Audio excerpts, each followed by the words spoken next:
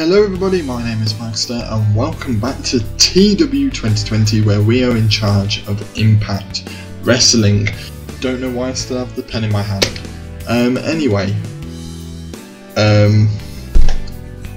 Yeah, sorry, I got a notification on my watch. I'm in a different world at the moment. But yeah, thank you for your continued support with this. This is the last Impact and Explosion before the Prelude and before Bound for Glory, so I'm really excited for this. I've done a lot of planning ahead, which is why there's been a long gap between the last two episodes. I was going to record one last week, so you were going to be lucky enough to get two videos this week, but unfortunately what I spent the whole time doing was basically just going through the future. So like I was looking at the future events and looking at Destination X, what my feuds are going to be like there, and I also looked ahead as far as Slammiversary as to what are going to be my headline feuds going into that. So I've really thought about it. Yeah, it's a bit annoying and I apologise, and I've seen that you guys are getting annoyed that obviously there's been a gap between them, but that is why there's been a gap between these. So I'll quickly get into the show. If anything happens on the way, then I'll show you. If not, we'll get straight into Impact. Right, so I finished the show. It looks really good. I'm really happy with it. It might not do amazingly, but it does enough for me personally and for what I want everything to go. So let's just get into it and let's find out who the final four people will be in the Bound for Glory series. Remember, whoever wins the first match tonight will make it in that top four, and whoever wins the main event will top the standings for the Bound for Glory series in general. So let's get into it. So we start off the show with a 45 rated segment where we had Sami Callihan defeat Trey, Doc Gallows, Eric Young and Brian Myers in an elimination match in 24 minutes. It went on for a while. Brian Myers got eliminated first, then Doc Gallows, then Trey, and finally Eric Young got eliminated. But during the match, Rick Swann attacked Eric Young, which led eventually to Sami Callihan picking up the win. Brian Myers was the weak link, but unfortunately got broken ribs. Otherwise, I think this match would have virtually hit that 50 mark, especially with the heat that this segment had. But the injury took a big toll. Eric Young took a stump bump in this match as well. So yeah, really good stuff there. It could have been better, but 45 rating between probably some of the weak links, especially Brian Myers. Yeah, I can't complain too much. So that means Sami Callihan is definitely 100% in that top four now. I'm pretty sure that's what it means. Yes, it definitely does mean that he's in there, because he will be on 43 points and Ace Austin's on 42. So that means that the standings now leaves Ace Austin in that Jeopardy spot, in that 4th place spot. So yeah, basically if anyone below Ace Austin wins later, which would be TJP and Carl Anderson, then he will lose his spot. But yeah, decent match there, and that means that Sami Callihan's plan worked all along. Then we got a 46 rated segment where ODB warns Deonna Purrazzo about Tenille Dashwood, basically saying that ODB is just like, look, I have seen this woman perform, she does really well, you are highly underestimating her, this, that and the other. And you can see Purrazzo taking it on board, especially from someone that's been there and done that from ODB. She's not 100% respectful, but she is listening. 46 rated segment there, good stuff.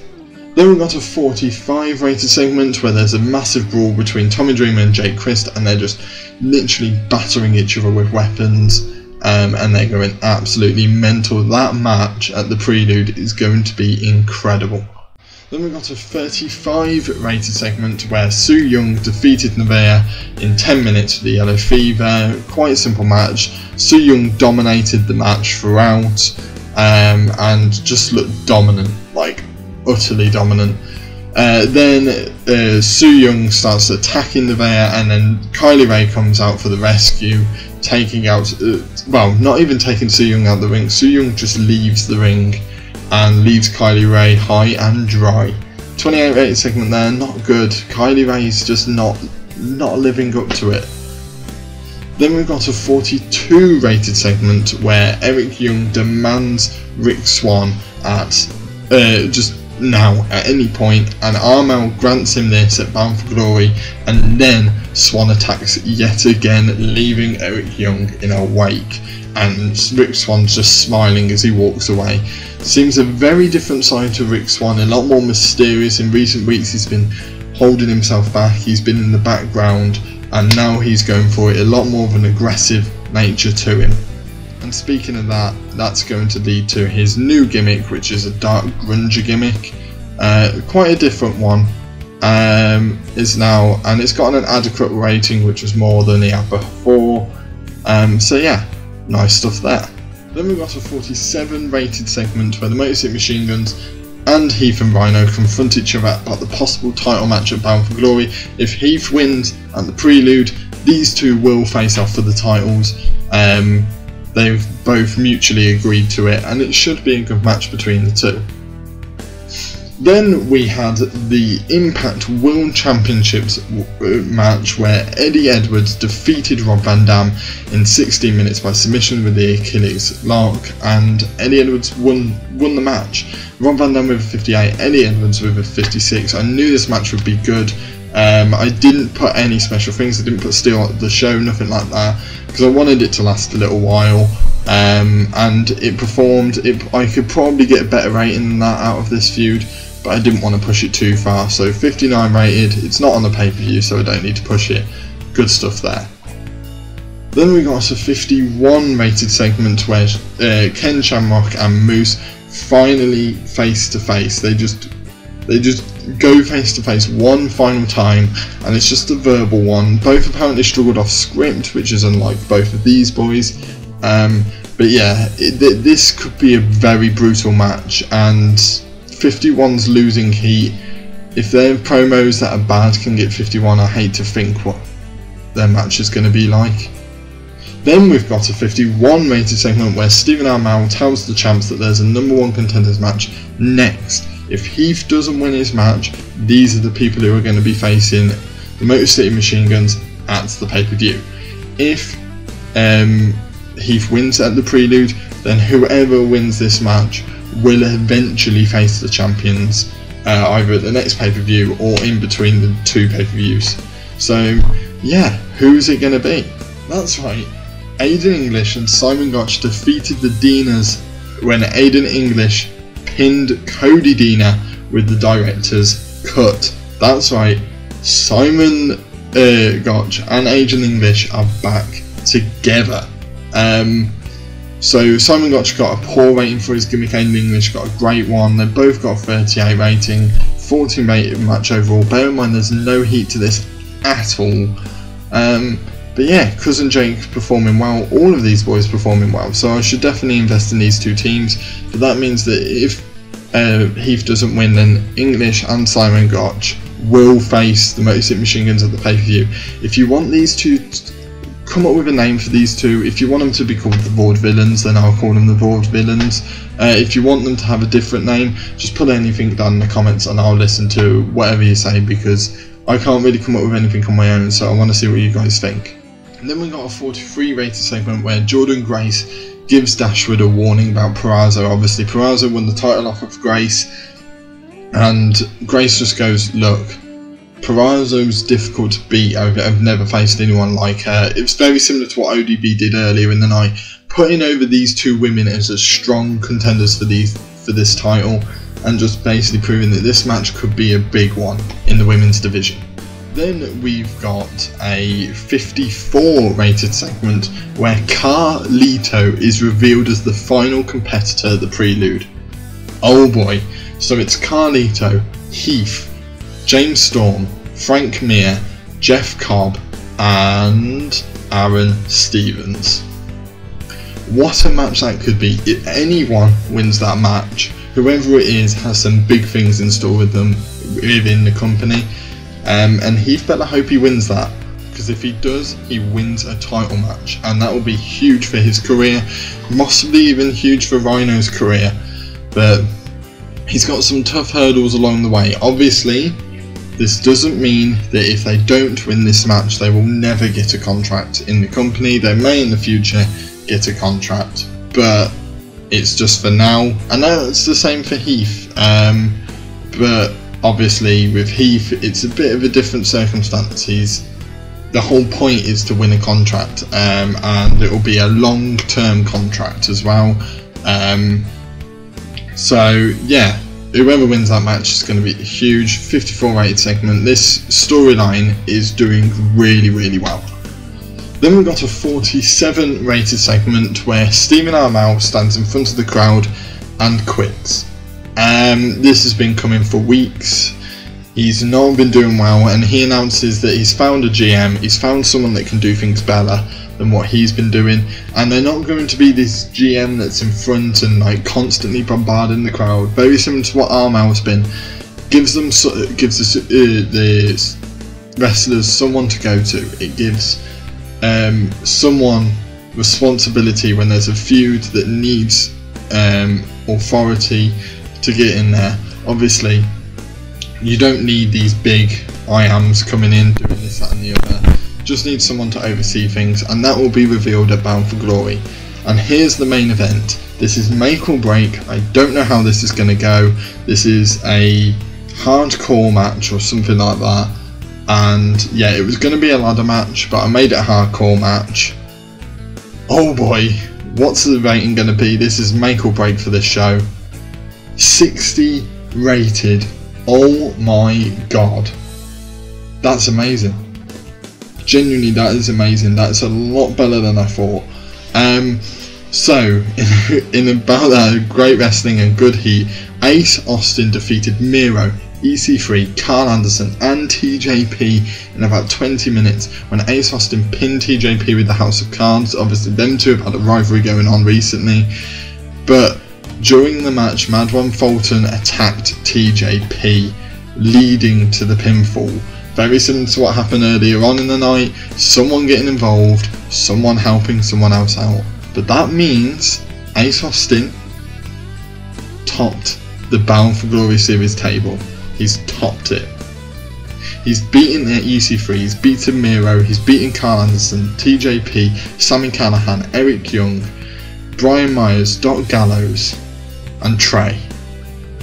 He beat all of them to top that table. Obviously EC3 topped the table when after all the singles matches.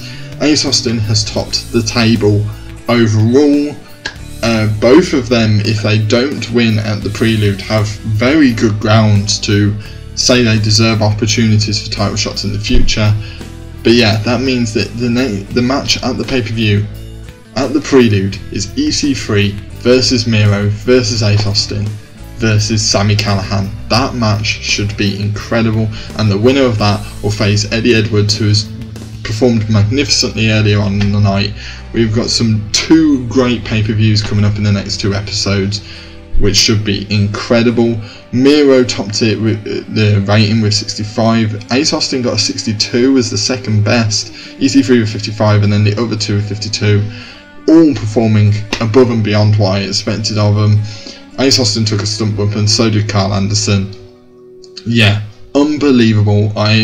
The rating for this show could be massive. Like, in comparison to what we've had, it could be one of our biggest so far. 58 rating it was.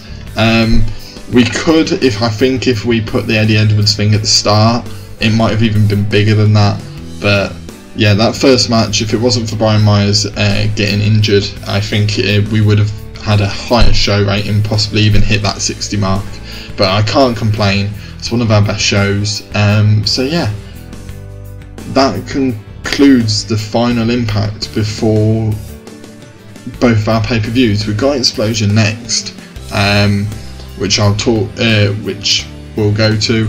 Obviously the standings, I will show you the standings for a final time. There you go. Obviously you can see that Ace Austin has won the entire thing, and you can see his other competitors there as well. Obviously everyone performed really well. but Ace Austin won the whole thing, and fair play to him. He takes the momentum going into Prelude, so does Sami Callihan. It's going to be a really good match, and I cannot wait. So that's the last time you'll see the Bound for Glory series standings for a very, very, very long time. But yeah, I think it worked really well, and I'm really proud of it. And yeah, hopefully I'll be able to do another one next year on the game, and that can be the next one. I am considering, and I'm going to put it out there now, I am considering a women's Bound for Glory series for next year. I want to know what you guys think for that. It dawned on me about halfway through doing this one that I really do fancy doing a women's one. It requires me working really hard with the women's division, as I'm trying to do, you know, putting that Su Yung match in, putting multiple women's segments in. Obviously I'll be able to put a lot more in the future. This style of show where there's a women's match, a tag match, bookending the show with the two biggest matches of that particular show, that is very much my style of booking, and having storylines weaving in and out, just like the Heath Rhino storyline and the Motor City Machine Gun storyline. That had two branching ones as well as their own, so they had like 3 different avenues going on at the same time. Mao obviously his stuff throughout the night, and the women's stuff throughout the night as well. That's my style of booking, so if it produces that rating of a show, cannot complain. So I'll get into Explosion. If anything happens I'll show you, if not we'll just get straight into it. Right, so I've booked the show. Yeah, I don't know how this one's going to go. It's not as well polished up, but it's probably because it's just before the pay-per-view, so I've just done all the setup for everything on the 2 pay-per-views. Literally just done them. So yeah, I tried to set up a few more things, but there's not much really to set up here. But we'll go with it anyway, let's see what happens. So we start off the show with a 33 rated segment where Willie Mack wants Mahabali Shera. He wants him in the ring now. Gamma Singh laughs and sends Rohit Raju instead. So Willie Mack is just about to face Rohit Raju, which ends up being a 39 rated match. 44 rating for Willie Mack, 29 for Rohit. Yeah, decent match, 15 minutes roughly, not too bad. Then we got a 53 rated segment where Chris Bay says he doesn't care who's in the match and that he always has a plan. This is referring to obviously the title match that is happening at Bound for Glory, and obviously that #1 Contenders Battle Royal happening at the Prelude. So yeah, he seems to be reasonably confident with his chances at the pay-per-view. Then we got a 50 rated segment where TJP wants Ace Austin and Madman Fulton ASAP. Madman Fulton's like, fine, you can have me next week, and Ace Austin says, never. You're never going to have me. I'm going to win at Prelude, I'm going to win at Bound for Glory, and I'm going to take that title with me, and you're never going to get a shot of it. So yeah, it's whether we'll see TJP and Ace Austin faced again, unknown at the moment, but Madman Fulton is definitely going to be facing TJP next week. Then we got a 37 rated match where Madison Rayne defeated Smiley Kylie Rae in about 10 minutes following interference from Su Yung. So this is progressing the Grace and Madison Rayne feud. Madison Rayne just showing off her skills just before the pay-per-view, and then Su Yung ruining the life of Kylie Rae yet again. So yeah, 37 rated, not bad. Then we've got a 48 rated segment where Rhino and Heath prepare for the Prelude. So Rhino's like showing him video packages, getting him in the gym, this, that and the other. Quite a funny video package between the two, which gets a 48 rated segment. Then we've got a 44 rated segment where the North brag about injuring Dares, saying that they're going to have an easy time at the Prelude, until the Rascalz come out and say that Dez isn't fighting at the Prelude. It's going to be Trey. Because Trey is no longer in the Bound for Glory series, because he is out, this is now Trey's time. Trey is going to help his mates out with the North. Remember, he helped him out in that 3-on-3 match. He's going to do it again. Then we've got a 44 rated match where Havoc and her mystery partner Thunder Rosa, who is signed to Impact, defeated Taya Valkyrie and Rosemary in about 15 minutes when Thunder Rosa pinned Rosemary. Obviously Thunder Rosa and Rosemary having very similar looks. And yeah, Thunder Rosa's mysterious gimmick doing very well. 2 storylines going on at the moment doing very well as well. And yeah, all around that 40 mark, all of their ratings haven't been the weakest, but not weak at all. These women are phenomenal. So I think we've got a really good rivalry here. Honestly, any of these women could be fighting for the women's title in the near future. We're starting to build a really strong women's division, and I promise you it only gets stronger from here. Then we've got a 33 rated segment to round off the night where Thunder Rosa and Havoc batter everyone. Tables that have, the whole like ringside area is battered. Tables have gone through. The ring apron has been ripped apart. Everything. Concrete's been exposed, and they've left everyone to waste. Now, we don't really know what the relationship between Thunder Rosa and Havoc is. Whether they're just both have a common enemy, or whether this is a partnership, we don't know. But Valkyrie, Rosemary and Bravo, they're not in a good state at all, and that is how we end the final explosion before Prelude. And that leaves us with a 46 rated explosion. Not as good as Dark. Dark got about 53, they had a really good showing. This did a lot better than I thought. I didn't think it would do as well as it did. This middle segment here did 10 times better. That main event, I was worried it wouldn't be the right main event, but it did prove to be the best one. I was and ahhing, but eventually I decided, you know, that's been the main rivalry on Explosion, I've got to stick with it, and I did, and it ended up paying off in the end. 46 rated show, not bad at all. So that obviously brings us to the end of this part. This is it now. These are the next 2 episodes are Prelude to Glory and Bound for Glory. I'm excited but also nervous to see how these 2 shows go. It could get very interesting. We've got some amazing cards on the way, but yeah, literally so excited. And I'm going to do what I did with the NXT series. I'll run through the card, I'll put up the graphics. I was about to say this year, this series, I'm going to also make it a little bit more professional. I'm going to have a music piece for every pay-per-view. As I don't get monetized anyway, I may as well get some slight monetization issues by using other people's contents and music. So that's what I'm going to do. So for every pay-per-view, similar to what they do in real life, they have a song for it. I'm going to do the same here. Yes, some of you might find it cringy, some of you might find it quite cool, and it might be a way that you find new music that I personally listen to. None of the songs that I will pick will be things that I don't listen to personally, and I'll try and pick the best songs for each pay-per-view. So yeah, some of you might find it cringy, some of you may love it, but it is what they do in real life, and I try to replicate it almost like it is real life, although it is a game. So yeah, I'll run through everything now.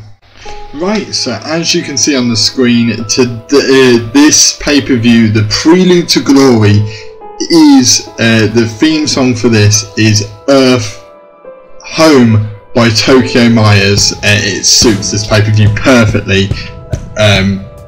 As you can see, it's quite intense. It's only instrumental, so don't expect any words, but suits it down to an absolute T. Thank you to Tokyo Myers for the song of choice for Prelude to Glory. Anyway, I'll run through the card now. So, as you all know, Chris Ray has been running his mouth since winning that X Division title. He's proven to everyone with his matches with Willie Mack that he is capable of putting on some absolute amazing matches, and his other matches with other people have been amazing too. and at the Prelude there will be a battle royal. They don't have to be contracted to Impact to participate, and the winner will receive a title shot at Bound for Glory. Who that will be, none of us know. None of us know a single participant in this battle royal, which means it is open to absolutely anybody to win it, and it's going to be a very hard one to predict. The other match on the card, Crist versus Tommy Dreamer, an absolute intense rivalry that has been violent from the very beginning, and it's only going to get more violent from here. These two face off in a hardcore battle. I don't even know what the match will be. I'll see what I can get away with on pay-per-view, see what the broadcasting companies will allow me to do, but I will try to put on the most brutal match possible, because trust me, these two deserve to be put in the most brutal match possible. After all this build up, after everything, they deserve that. Who will come out on top? We don't know. Will it be the younger Crist, or the older, more experienced ECW legend in Tommy Dreamer? We'll have to find out. The other match that has been recently changed is the North versus the Rascalz. These two teams have been going at it since the beginning of this series, when the #1 contenders for the tag titles were determined. The North just wanted to get involved. They wanted to take their frustrations out. They took it out at the Rascalz' expense, and the Rascalz have been feuding with them ever since. Now, Dez has unfortunately been injured in one of the previous matches with the North, leaving Trey to fill in his place. After the disappointments of the Bound for Glory series, can he put them to the side to be able to defeat the North? We'll have to find out. The only women's match on the card is Jordynne Grace versus Madison Rayne. These two almost having an ego battle. Madison Rayne has this never say die attitude. She just keeps going at it and at it at Jordynne Grace. Jordynne Grace has just been going about things at her own accord, not even getting in the face of Madison Rayne, but it is Madison Rayne that has ticked off Jordynne Grace a little bit too far, and it has led to this. Which one of these two will come out on top? The younger Jordynne Grace or the more experienced Madison Rayne? Very similar to that Crist Tommy Dreamer match there, but this one's a little bit less violent, but a bit more personal. Then, the second biggest match on the card, but possibly one with some massive implications, is Heath's possible final stand. It is a 6-way match, a 6-pack challenge, if you want to call it that, between Heath, Frank Mir, Carlito, Jeff Cobb, James Storm, and Aaron Stevens. These 6 all have amazing potential, but which one will take that long-standing contract that will last a long time? We'll have to find out. You've got the experience of Carlito and James Storm in there, who have been in the industry for years. You've got Frank Mir and Jeff Cobb, who are just coming on the scene, and Aaron Stevens, who's just been consistently good for many years, with Heath in the background, who's probably got a very similar record and reputation to Stevens. It's very hard to pick a favourite. You guys might be able to pick a favourite yourselves, but it's going to be a hard one to choose. And as I said before, it may not mean that they don't get a contract ever. It just might mean that they have to wait a little while longer for it. And the main event, the winner of the Bound for Glory series will be determined. And who will it be? These 4 have managed to get into the top 4 of the Bound for Glory series standings, and they deserve their places here. It has been many weeks, I think about 10 weeks worth of action in the Bound for Glory series, each one getting more and more brutal than the other, and it has led to this. Miro versus EC3 versus Ace Austin versus Sami Callihan. All in their own right deserve to win this. EC3 topped the table before the special matches earlier on in the week. Ace Austin topped the table overall after the special matches earlier this week. Miro had been dominant pretty much throughout the whole thing until like the final few weeks where he just couldn't quite pick up a win. He's lost a lot of momentum going into this. And Sami Callihan with the big brains and just the mastermind nature of his actions. He purposely lost matches just so he got the easier run so he could get into this match, and he is not as battered as the other three. It's there for the taking. It really is there for the taking. This pay-per-view will be incredible, and it all sets up Bound for Glory 2, which should also be an amazing show, and I'll run through that one at the end of the Prelude. Once we get through that pay-per-view, I'll be able to run through the Bound for Glory series, the Bound for Glory card. But yeah, who will come on top of the Bound for Glory series? Will Heath win his contract? Who will face Crist for the X Division title? All questions that will be answered in the next episode of TEW. So yeah, thank you guys for watching. I very much appreciate your support on this channel. It is only going to get better from here, and I'm getting into the swing of things. I'm getting into the swing of recording, and yeah, it's only going to get better, and it starts at the Prelude. Put anything down in the comments down below. What matches are you excited for at the Prelude? Maybe even Bound for Glory. Maybe you're excited for those. Who are your predictions for the matches at the Prelude? I am very interested in that, and very interested to see how many of you are able to predict the winners of every single match on that Prelude card. That would be incredible. And yeah, hit that like button if you like this video and you like this series and you are excited for this pay-per-view, our first Impact pay-per-view.